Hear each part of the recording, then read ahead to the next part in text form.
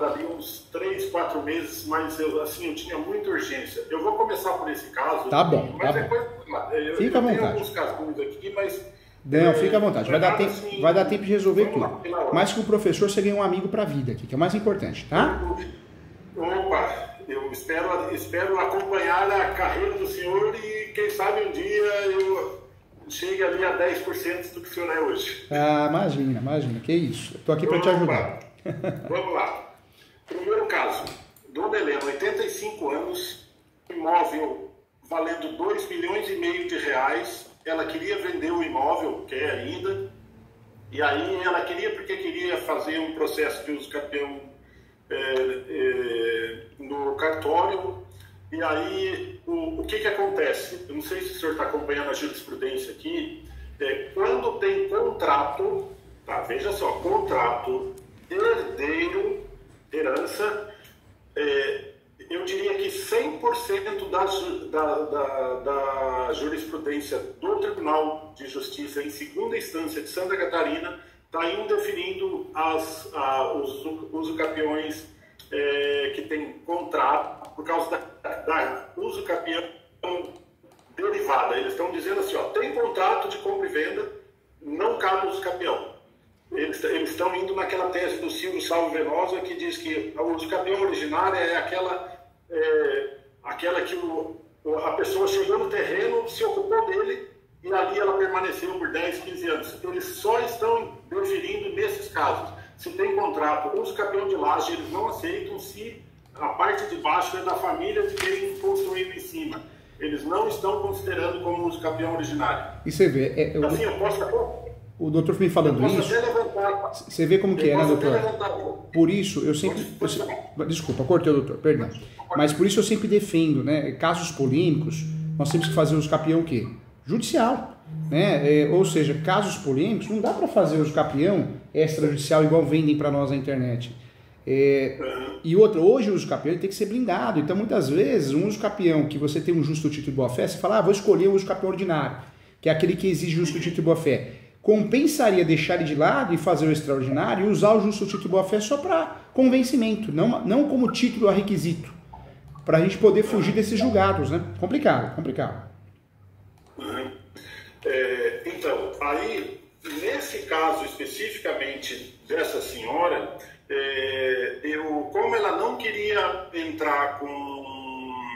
eu expliquei para ela da situação que o Tribunal de Justiça ia... indeferir tanto ali no cartório, o cartório até poderia deferir, mas aí a prefeitura, e tinha um detalhe também, a área atestada, né, a frente do imóvel dela era de 9 metros e na região ali a prefeitura exige 12 metros. Assim, tinha um conjunto de... Obviamente que lá no STF, o STF está entendendo que não se cabe a prefeitura ou o órgão regulador do terreno, né, local impedir que seja feito um uso capião com base na metragem do terreno. Mas eu tinha esses dois problemas, sabe? O caso do ordinária e o caso da metragem do terreno. Mas o caso da metragem eu até não estava tão preocupado, mas a minha maior preocupação é essa bendita dele. Assim, eu até poderia passar para o senhor as jurisprudências mas veja, 100% das decisões desse ano, no caso que tem contrato, e eu acompanho os julgamentos todas as terças e quintas, né, do Tribunal de Justiça aqui de Florianópolis pela internet, e eles não estão deixando passar uma que tenha contrato. Infelizmente, o judiciário ele é sujo, né, doutor? O judiciário, o que ele faz? Ele se blinda, é um sistema. Aquele filme Tropa de Elite, ele representa a realidade no Brasil. Pena que contou só a questão da polícia, traficante, política, mas o Poder Judiciário daria para gravar uns 15 filmes, né? O Judiciário, quando vê quando começa a receber muitas ações, entre eles chegam a um consenso de blindar. Como que a gente vai desmotivar nessas ações? Isso acontece. Você quer mais que o Rio de Janeiro, doutor? O Rio de Janeiro, a Associação dos Magistrados, que não vale nada, com todo respeito, criaram o quê? Criaram uns enunciados dizendo, primeiro você tem que ir no cartório fazer os capiões, se não der certo lá, você me procura. O STJ foi lá e falou, absurdo isso, vocês estão malucos, isso não existe. Mas você vê, o nível da coisa, da sujeira, né?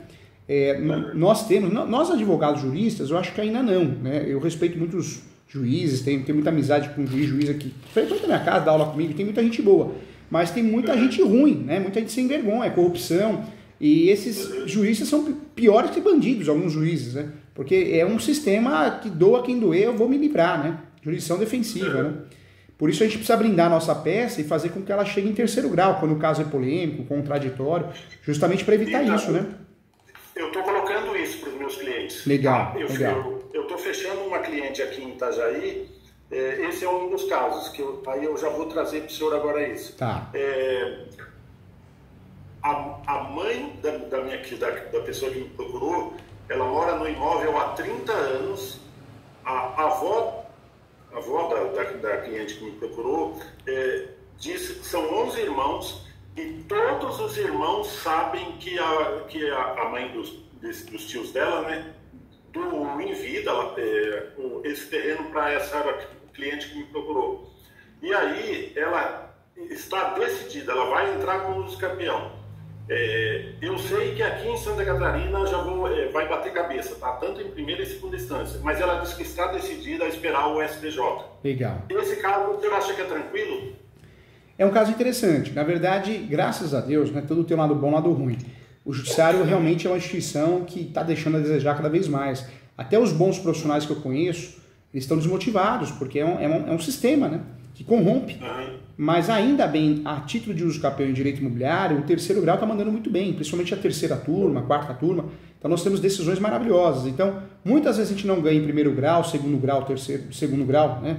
Infelizmente, porque existe uma blindagem, mas em terceiro grau a gente consegue reformar, consegue de fato ganhar ações de uso campeão polêmicas, né? Ou erros de primeiro grau, segundo grau, né? Então isso é um avanço importante. Tá. Então,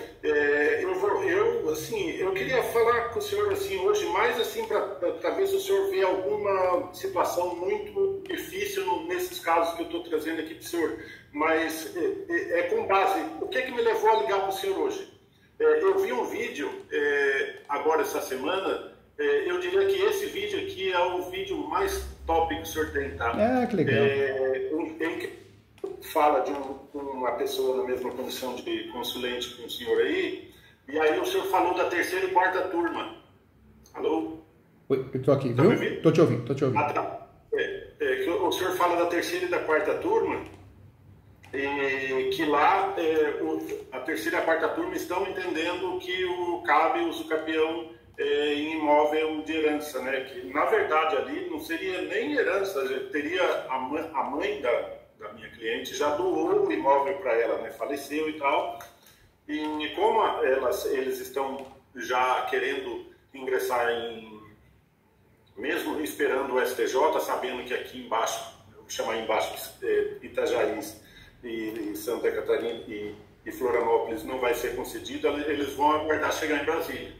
Então, isso aqui eu acho que é tranquilo e doutor, né? E sempre, viu, doutor, com muito carinho, fala para o cliente, fala, olha, infelizmente no Brasil, não é, eu tenho direito e vou ganhar, não é assim, infelizmente o judiciário é um sistema, então, casos que a gente acha que vai ganhar em primeiro grau, que ganharia fácil, infelizmente a gente ganha só em terceiro grau, né? É uma realidade, né? O uso campeão de herdeiro e herança, tem muito juiz de primeiro grau que tem aí decidido questões boas, né? Atualizados, mas infelizmente tem muita gente que se livra do processo e a gente tem que pensar que a coisa é muito grande, muitos interesses. Você pega um juiz de vara especializada, vários registros públicos que só julga o uso campeão. Esse juiz, ele conhece o uso campeão. Ele, juíza, né? A tendência é que ele conheça, pode cometer erros também. Mas você pega um juiz de vara civil, numa cidade interior, esse juiz, ele julga divórcio, separação, direito do consumidor. Então, ele não consegue ser um especialista em nada, né? Ele, o cartório, os assessores. Então, vai julgar de qualquer jeito, né? Porque precisa julgar para bater meta, que eles têm meta para bater, e não vai estudar, se aprofundar em relação ao assunto ou trazer novidades, entendeu, doutor? Entendi. Bom, o senhor tem muito mais experiência que eu nessa área de uso campeão. Eu fiz um uso campeão em São Paulo, ele começou em 2004 e terminou em 2018. Foram 110 citações, tá? De herdeiros. Só para o senhor ter uma ideia, a pessoa originária da matrícula desse imóvel era irmão do pai do Zagallo da seleção brasileira, tá? Aí esse irmão dele, ele vendeu o imóvel para uma outra pessoa, ali em 1940, e em 1960 essa outra pessoa vendeu. A gente estava ali com 92 anos, né? E agora já próximo dos 92, com a sentença. E nesse período aí passaram-se, eu acho que uns 4 juízes ali na vara de registros públicos. E assim, óbvio, né, que eu tive contato com todos eles. Não, eu vou usar um termo popular, né? Lá em São Paulo não tem firula porque eu estou lá em São Paulo não tem muita firula do juiz. Atender os requisitos do usucapião, nem audiência tem. Verdade, é isso mesmo. Que é o certo, né, doutor? O usucapião não é para ter audiência, né? A não ser que alguém peça, que o processo se torne litigioso, né? Porque é prova documental, né? É a ideia, né? Uhum. Bom, esse caso aqui de Itajaí eu já vou passar para frente. Outro caso, São José, aqui próximo de Florianópolis. Imagina o seguinte cenário: um de imóvel vendeu um terreno único para 2 pessoas. Aí, esse terreno, a pessoa que me procurou, ela fez uma terraplanagem e deixou o imóvel perfeito, tá? Aí, o que aconteceu? A área que a minha cliente comprou tinha a mesma área que o dono vendeu. Só que o cliente vizinho dela, né, aliás, a pessoa vizinha dela comprou 12 metros de largura do terreno e com a terraplanagem, a área desse terreno, do lado da pessoa que me procurou, ele viu a possibilidade de pleitear mais 2 metros com a terraplanagem do terreno da minha cliente. Isso é, olha só para o senhor ver que, não sei se o senhor conhece a expressão zoião. É verdade. O cara, o terreno dele valorizou com a terraplanagem da cliente, aí ele foi lá e falou assim: não, eu comprei o meu terreno, ele tem 14 metros quadrados, né? O cara falou, o zoião. E só que na prática eu tenho 12, porque sem a terraplanagem ele ia ficar com 12 eternamente. Aí quando ele viu que tinha um erro na compra lá do antigo dono, ele pegou e falou assim: não, eu quero os 1014. No caso desse, o que eu fiz? Não sei, eu vejo só o que eu falei para ela: o seguinte, olha, eu posso te defender e tal, mas o que eu gostaria de sugerir é que a gente falasse com o teu cliente, a gente fosse lá no cartório e tentasse, entre aspas, um arbitramento da tabelião lá para definir o caso de vocês. Na prática, o que o senhor sugere num caso desse? Doutor, é complicado, né? O ser humano tá tão terrível, a gente não pode desanimar, que o bem sempre vence, mas o ser humano é complicado. Agora, nesse caso, eu sempre falo, né? Talvez a gente trabalhar com a tese de enriquecimento sem causa, acho que essa seria a tese, e uma ação de indenização, né? As benfeitorias, né? Ação de indenização, né? Uhum. Eu acho que essa ação de indenização é a ação correta com a tese de enriquecimento sem causa, né? Acho que seria o mais convincente e mais seguro, não seria uma aventura jurídica, né? Uhum. A benfeitorias, por que o senhor falou em benfeitorias? Porque dá para fazer uma conexão, uma analogia, né? Houve uma valorização, com o que foi feito houve uma valorização. Então você faz uma analogia com uma benfeitoria, né? Como se fosse uma locação onde o inquilino faz a benfeitoria. Pura analogia, entendeu, doutor? Entendi. Ótimo. Então, olha, por isso que eu falo para o senhor que às vezes uma palavra que o senhor fala é como se fosse a peça que faltava para dar o checkmate, sabe? É verdade, faz a diferença, faz. Verdade mesmo. Vamos lá. Agora, dá uma olhadinha sempre também, viu, doutor? Uma tese muito boa, que é a expectativa de a perda de uma chance, né? Então, quando a gente consegue trazer essa tese, olha, perdi uma chance, né? Por algum motivo, alguma chance de alguma coisa, essa tese está sendo muito valorizada no Brasil ultimamente, a perda de uma chance, né? Então, sempre que for possível trazer isso para o caso, é interessante também, viu, doutor? Tem alguma fundamentação legal para essa perda? Hoje, na verdade, nós não temos uma lei. Existe até um projeto de lei, desde o ano passado, mas não temos a lei ainda. Hoje é só jurisprudencial. Tá, ótimo. Outro caso. Esse é bem recente. Essa cliente apareceu essa semana, mora nos Estados Unidos, né? E aí, veja só, ela comprou um terreno bem ali, não sei se o senhor conhece o Costão da Lagoa, aqui em Florianópolis. É uma área... Conheço, uma área bonita, né? É uma área bonita, muito bonita nisso. Aí o que acontece? O imóvel de 1.500 metros quadrados, e dentro desse imóvel tem 3 imóveis. Um dos imóveis é o dela. 2 imóveis, os outros 2, têm inscrição municipal. E o dela, ela deu entrada para fazer o IPTU e a prefeitura negou porque encontra-se em área de preservação ambiental. Limitada. Que é a APP, Área de Preservação Ambiental. Mas aqui tem uma diferença. Aí é reserva, né? É reserva. Isso, mas o limitado é porque, assim, até onde eu achei que o limitado é um jambramento. Então, o que eles colocaram limitado? É que como é uma área muito nobre, então eu acho que se tem um politicão ali, o limitado eles vão liberar.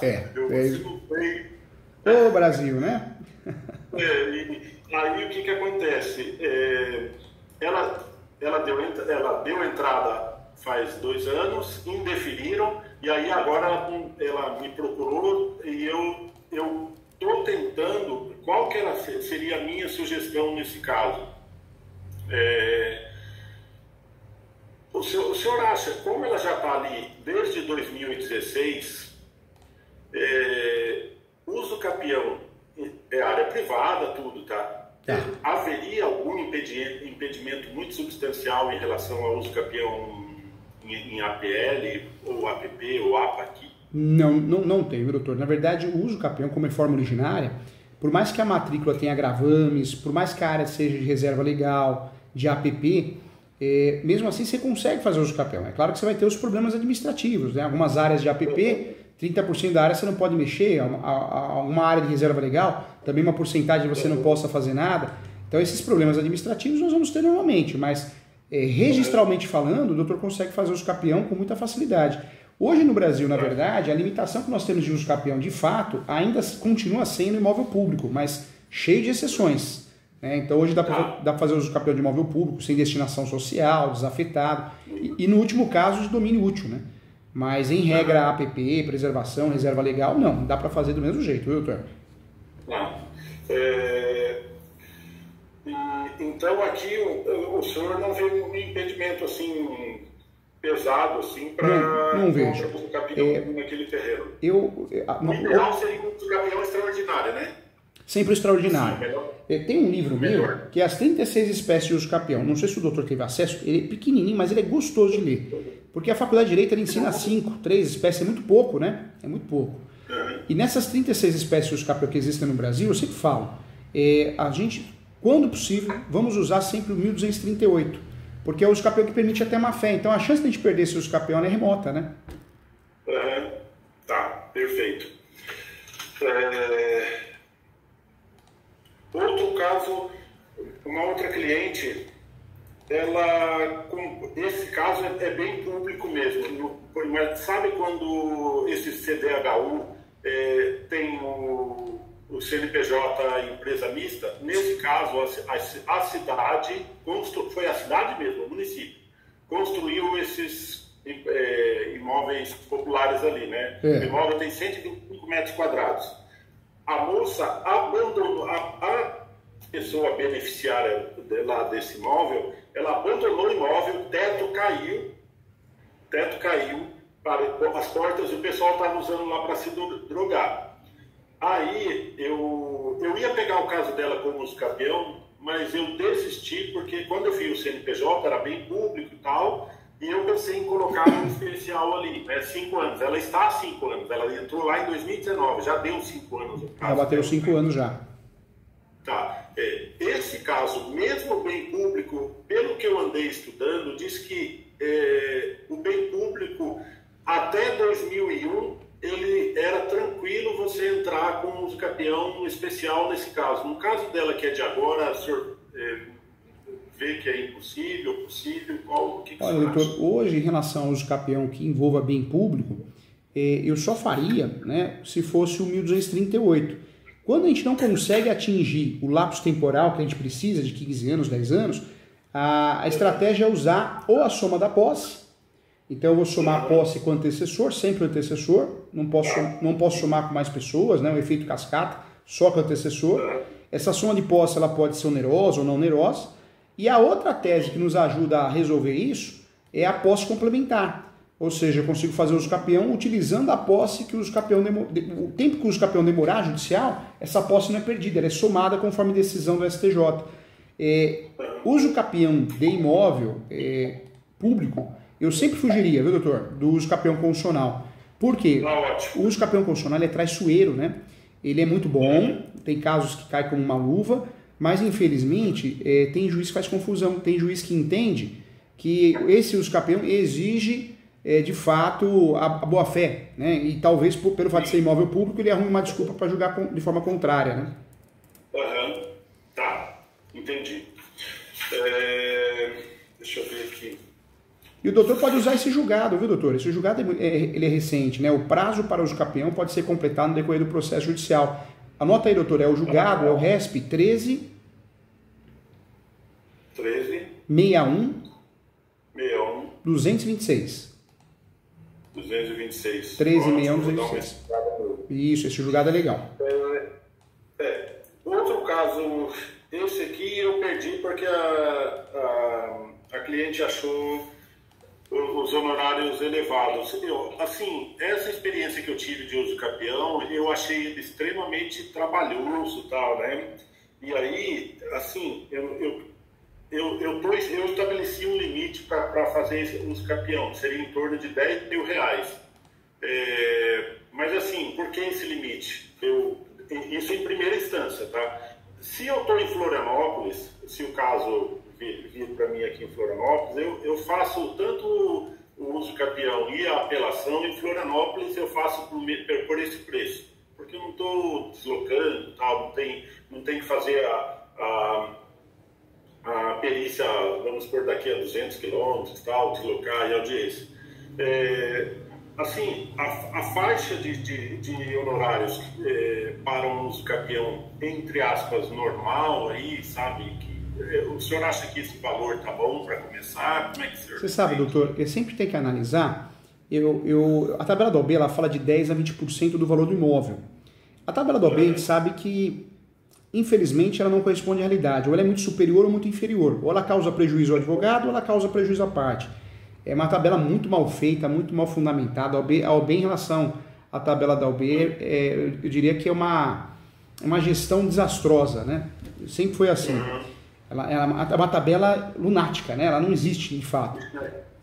Agora, em uso capião hoje, um uso capião menos que R$13 mil, se a gente calcular por tempo, seria um prejuízo grande. Por quê? Porque é uma ação que nós sabemos que tem vários julgados menos de um ano e meio, mas é uma ação complexa, exige muito estudo, conhecimento, e o doutor é estudioso, é diferenciado. Então, é uma ação que custa em média de 13 até 20 mil reais, o imóvel até 500 mil. Passando de 500 mil o valor do imóvel, os valores já são outros. Normalmente é praticado de 5 até 10 mil a mais. E aí envolve também a complexidade, se é imóvel público, se o tema é polêmico, se é um uso capião que tem aí iminência de litígio. Então, tudo isso vai ser levado em consideração, né? Mas o valor praticado não é dos piores, viu, doutor, que o doutor está trabalhando. Mas toma cuidado, porque tem uso capião que já nasce litigioso, então talvez o doutor teria que trabalhar com outros valores, né? Em segunda instância, assim, continuando nessa linha de uso capião de honorários, eu coloco de 3 a 5 mil por instância superior. Assim, esse patamar o senhor acha que está, tipo, isso fixo, tá? 3 a 5 mil para a apelação, 3 a 5 mil para o STJ e 3 a 5 mil para o STF. Isso está correto. Isso na prática, no mercado, é isso mesmo, doutor. E eu gosto muito da gente discutir isso, porque se todo mundo tiver consciência e não trazer valores diferentes, valores que acabam com o mercado, né? Pior que o advogado que cobra um valor, o advogado que não sabe cobrar, ele não só atrapalha a vida dele, a carreira dele, logo em pouco tempo ele vai desistir, ele atrapalha os outros, né? Entendi. E a escolha do procedimento também, né, doutor? Hoje em dia a gente vê muito na internet, pessoas que nem advogado com todo respeito, é cartorário de uma cidade afastada e fica, você vai ganhar 20 mil reais por mês com advocacia extrajudicial. Mentira! Mentira, porque se ganhasse isso, a primeira coisa que ele ia fazer é largar o cartório dele, porque ele não ganha isso no cartório, ele ou ela. Então é muito picareta na internet vendendo curso, né? E hoje eles vendem curso como se o campeão extrajudicial fosse fácil, fosse rápido. Isso atrapalha o mercado. Eu atendo muita mentoria aqui, o advogado às vezes com depressão, ansiedade, porque fez um curso desse e nada aconteceu. E o pior de tudo, atrapalha o cliente, porque o cliente fica pegando essas etapas na internet, depois ele fica, doutor, por que você fez judicial? Daria para fazer extrajudicial? Eu vi um vídeo na internet. Então esse povo faz muito mal para os advogados e para a sociedade brasileira, esses coaches, né? Vendedores de curso, né? Entendi. Ótimo. Já encaminhando para o final, né, doutora, tem só mais 2 casos aqui, só para ouvir. Claro, com certeza, é uma honra. Você ganhou um amigo aqui, viu? Olá. E o dia que você vier para São Paulo, vem tomar café comigo e comer bolo de fubá, vou ficar feliz, hein? Não, eu vou com bolinho de fubá e com mineiro mesmo. E vou levar os livros para o senhor dar um chamegão lá. Vem para cá, traz os livros que eu vou autografar, fazer uma dedicatória com muito carinho. E aquele livro que eu tiver aqui, o doutor não tiver, eu vou dar de presente. O doutor vai levar de volta. Eu faço questão de comprá-las. Trabalhar graças só ao relógio. Vamos lá. Esse caso aqui é um cliente mesmo, tal, né, de vistoria de imóvel. Assim, não está ligado diretamente aos campeão, mas é o seguinte, esse cliente me procurou, né? E cliente de alto padrão, tá? Olha só, a pessoa pagava 12 mil reais de aluguel em Florianópolis. Olha que assim, tá, tudo bem. Ele saiu em dezembro do ano passado, 15 de dezembro, e entregou o imóvel e tal. E aí no dia 17 de janeiro, a imobiliária, ela foi fazer a vistoria. Veja, saiu dia 15 de janeiro, de 15 de dezembro, e aí no dia 17 de janeiro a imobiliária foi fazer a vistoria. E aí ela começou a fazer a vistoria e só entregou o laudo da vistoria no dia 7 de fevereiro. Olha o laudo. Ela apontou 399 pontos de melhorias na vistoria. O senhor imagina o que é 399 pontos de vistoria? Aí eu entrei, bati, fiquei brincando. Aí, depois do dia 7 de fevereiro, foram 4 vistorias, novas vistorias. E começou em 120 mil, né? Assim, todas essas... O primeiro orçamento contratado para fazer uma empresa, né, para fazer toda essa vistoria estava em 128, aí na última vistoria ficou em 28 mil, isto é, o cliente que ia pagar 128 acabou ficando em 28. Aí a minha pergunta é a seguinte, esse cliente, eu fui lá, participei de uma vistoria, esse cliente, quando ele tem que sair do imóvel, parece que tem uma teoria aqui uma jurisprudência aqui em São Paulo, que eles entendem que o imóvel, se ele não foi parede quebrada e tal, ele tem um desgaste natural do tempo. O senhor vai por essa linha ou o senhor segue mais a linha do contrato? Se tiver escrito determinado no contrato, tem que ser cumprido? Hoje isso equipara a uma situação de locação também, né? Então, hoje o que os peritos estão fazendo, o judiciário vem decidindo também, que se o problema for estrutural, o imóvel, então é de responsabilidade do locador. E na venda é de responsabilidade do vendedor, porque é estrutural, né? Talvez causou uma venda, um vício oculto, uma venda de um defeito omisso. Agora, quando é falta de manutenção, sempre do inquilino, e a mesma coisa, a responsabilidade do comprador. Então hoje poderia trabalhar alguma coisa em cima disso, mas teria que fazer uma conexão que houve uma simulação, alguma coisa. Então, o imóvel foi vendido e tem um vício irreparável, talvez foi escondido, né? Foi maquiado, alguma coisa assim, para fazer essa conexão jurídica, entendeu, doutor? Ok. Entendi. O senhor vai falando e aí o senhor coloca algumas palavrinhas assim que, pela minha vivência no caso, ela parece que vai, como se, sabe aqueles jogos que tem um buraco assim, vai colocando um cubo ali, um quadrado assim para encaixar ali? Eu sei, vai tampando. Agora, esse é o último caso que eu trago hoje. Esse aqui eu preciso fazer uma proposta hoje, tá, doutor? Tá bom. Claro, sempre, viu? Você tem um amigo aqui. Cliente, ela está com... Vamos supor, o nome dela está lá no Serasa, tá? Só que a empresa que vendeu o imóvel para ela não é encontrada para citação nos processos de loteadora, sabe? Incorporadora e loteadora. Sim. Aí é o seguinte, ela não paga mais os boletos, mas também tá no Serasa, tá no SPC. Ela comprou o imóvel antes de 2010, mas também a empresa ela está ativa, mas também ninguém consegue citá-la. Tá entendendo?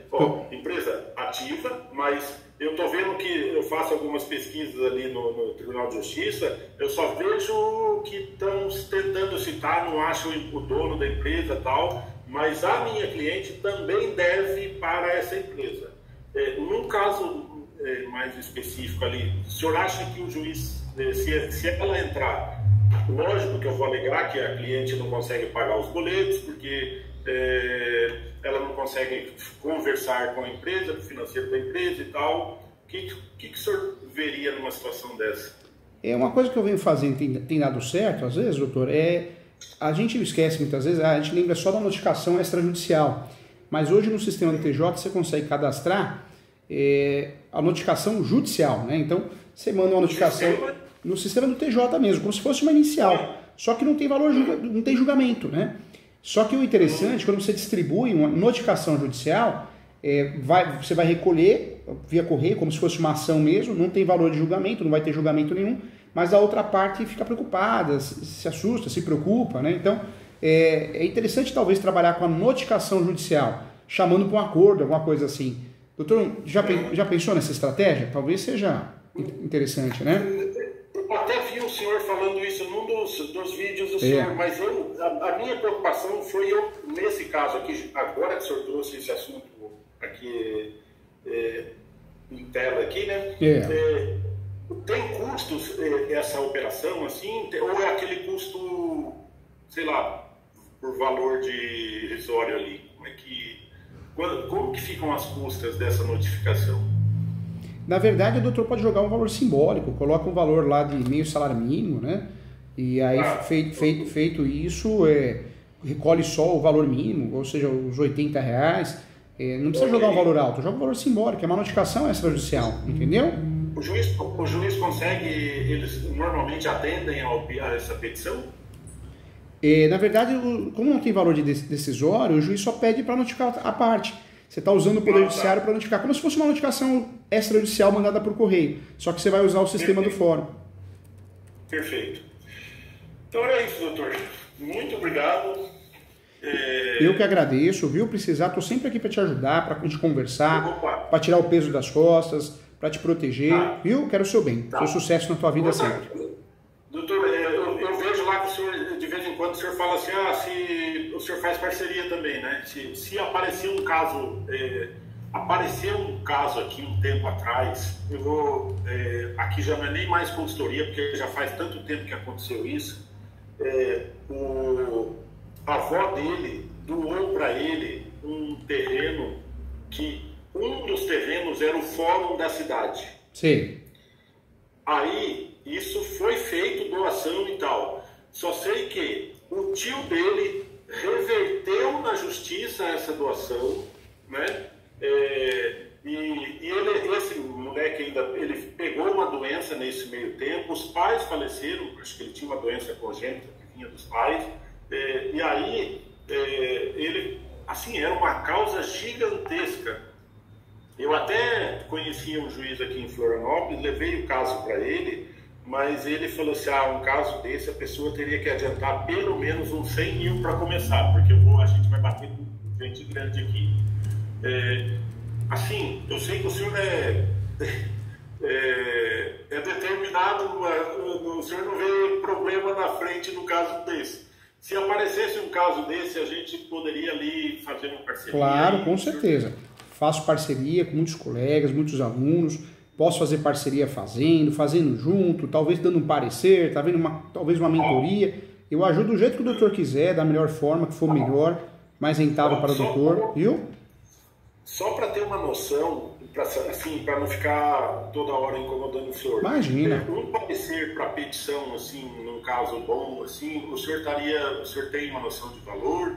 Hoje, o parecer de um escritório de advocacia, para um colega, é de 3 a 5 mil. Um parecer escrito, fundamentado, com base nos livros, com base em decisões minhas já do Supremo, do STJ. Ok. Eu ajudo sim, doutora. Eu faço um valor sempre menor do que eu cobro. Esse valor aqui já é alguma coisa boa, pelo menos para eu saber, em cima disso, quanto que eu poderia cobrar de honorários do cliente para já incluir isso aqui dentro. Tá bom. Estou à disposição. Se o doutor precisar na sua vida, eu estarei aqui para ajudar, viu? Já encerramos aqui. Da minha parte, estou 100% satisfeito. Doutor, muito obrigado por essa energia que você trouxe aqui para mim também. Boa, gostosa, leve. Tá? Fica com Deus, que o doutor realize todos os seus sonhos e seja sempre protegido aí, viu? Opa, eu tô indo para São Paulo ver minha mãe que está com 94 anos, coisa boa. 93 anos. E aí, se qualquer coisa, eu dou um pulinho aí, vem sim. Vou te dar um abraço aí. Tá bom? Tchau, doutor. Tchau, fica com Deus. Tchau, tchau.